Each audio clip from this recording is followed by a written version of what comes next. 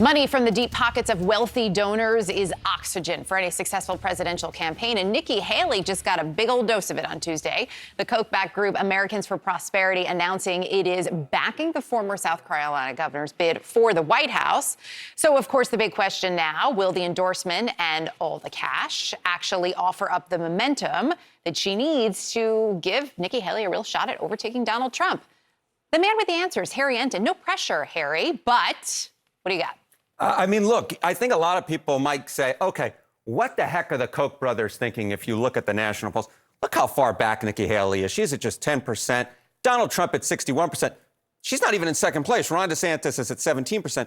And you might say, okay, this might just be emblematic of wealthier folks not liking Donald Trump nearly as much as you see in our latest CNN poll, incomes of 150,000 plus. You see Donald Trump is at 38%. Nikki Haley is far closer to 21%. So are they just biased in some sort of way?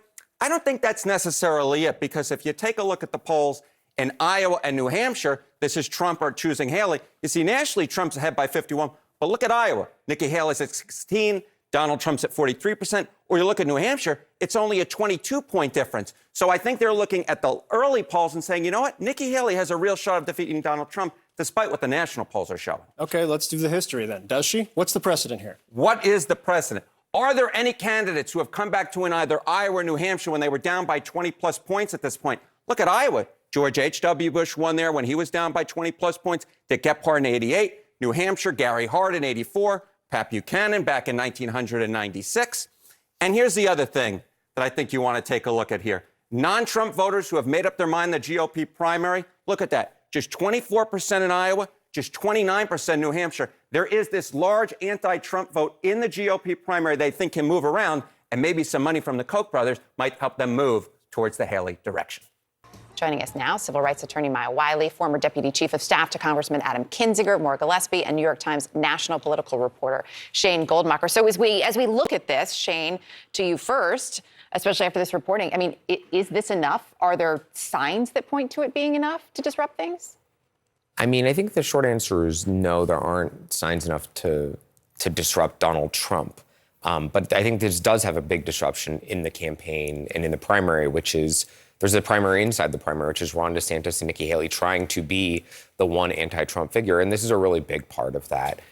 This is a lot of money and an important group coming in and saying, we think that at this point in time, that candidate, it's Nikki Haley. It's no longer Ron DeSantis. And that's a disruption. Now, does either of them ever get a real one-on-one with Trump?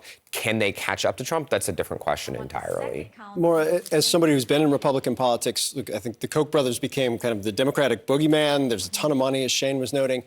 My question right now is, it's a grassroots organization that has a ton of volunteers with it, AFP, plus the money. Mm-hmm. What kind of juice do they have in this primary? Can they end Ron DeSantis? Can they elevate Haley to be the clear number two? I think what it shows us is that they're putting their money and their team and their volunteers behind her because, again, what they started telling us early this year was anyone but Trump. It can't be Trump. And so they're really doubling down on that and pointing out that Ron DeSantis is also not the choice for Republicans. And so looking at the field that's left, they chose Nikki Haley, who has the most momentum. And we have seen that her poll numbers have increased, especially after each Republican debate, which there's another one coming up. They're putting their money behind that. And I think it's telling as well that, in Iowa, Kim Reynolds, she put her support behind DeSantis. Both these scenarios did not choose Trump. And I think that's really telling for what people who have some say in the party are letting us all know that we have to move beyond this because it's forward-looking. Isn't that the whole issue? They picked two different people, therefore making it more difficult for the anti-Trump vote to the extent it exists. But it's important to have choices. If we continue to follow along the Trump method, we will lose. And also our democracy will lose. Our Constitution will lose. And I think people are recognizing that within the party, the real dangers that are at play here, and they're looking for any other avenue but Trump. And part of the memo, right, was that one of the reasons we think Nikki Haley is the person to put our money behind is because they believe she can bring in some of those independents, some of those moderates who have been turned off by Donald Trump. How are Democrats, Maya, looking at this morning? Yes, we recognize the state of where things are in terms of the power of Donald Trump and where he sits this morning, but is Nikki Haley seen as a real threat?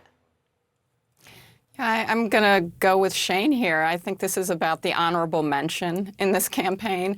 I think it is interesting, and one thing that's particularly striking from the standpoint of the statement that they made about the extremism that Donald Trump represents and how Nikki Haley is the counter to that kind of flies in the face of their history of actually supporting getting Donald Trump not just elected, including some of the work that they helped to fund in Wisconsin in 2016 and the ads that helped support him by going after Hillary Clinton. But when you go back to the origins of why Donald Trump has been so dangerous for democracy, his lies about the election in 2020, this all goes back to the attack on voting rights that frankly was a signature of the Koch brothers that began, after 2008, and the efforts to make it significantly more difficult for Americans lawfully allowed to vote to vote. And that's the origins of the Great Denial and the big lie. And that's something that we owe, frankly, to the Koch brothers and to Alex. So the roots of this very danger to democracy is essentially coming from the same folks that are now saying, oh, wait, now democracy's in danger. Maya, to pull a piece of what you said at the top on the statement and talking about extremism, what's striking, and I think Moore gets at this a lot when we talk as well, is there are a lot of Republicans who feel that way. There's no question about it. And yet, take a listen to, I think, one of those Republicans and who he'd support between Trump or Biden. So if it comes down to Trump and Biden, which it most likely will, you're going to vote for Trump then? Yeah, I'm a Republican. Okay, so you will vote for Trump. Okay. It's not going to be Trump and Biden, I'm telling you. So you think here's it will what's be very another clear. Republican and Biden? So I will say this, and I mean this quite sincerely. The party that chooses to move on from Trump or Biden first wins. Shane, to his first statement, and I think this isn't just a one-off quote. This isn't just him saying something that's good sound. This is at the root of everything. If you're not willing to say, if it's not Trump, I'm going to the Democrats, doesn't that undercut what Moore is talking about here, coalescing behind anybody else? I mean, this is just an ongoing challenge for a whole slew of Republicans, right? You have the former Attorney General Bill Barr, who said that Donald Trump was, not a good president and maybe a danger to this country. But if presented a choice between Bill Barr and a Democrat, well, between Donald Trump and a Democrat, he might go back with Donald Trump again. Look, the Koch brothers are actually doing something I think pretty notable here, which is they are swallowing some major disagreements with Nikki Haley on a slew of foreign policy issues in which they disagree with her. She's a hawk and they are not. And yet they're saying we're going to put that aside for the domestic issues where we think that Donald Trump is bad for the country. And I think it speaks to a bigger issue here is that voters do not want to have another matchup between Biden and Trump. People are very disinterested and they are unmotivated. And unmotivated voters, it's going to benefit Donald Trump. So they're looking to get somebody else in there and doing so by putting their money behind Nikki Haley.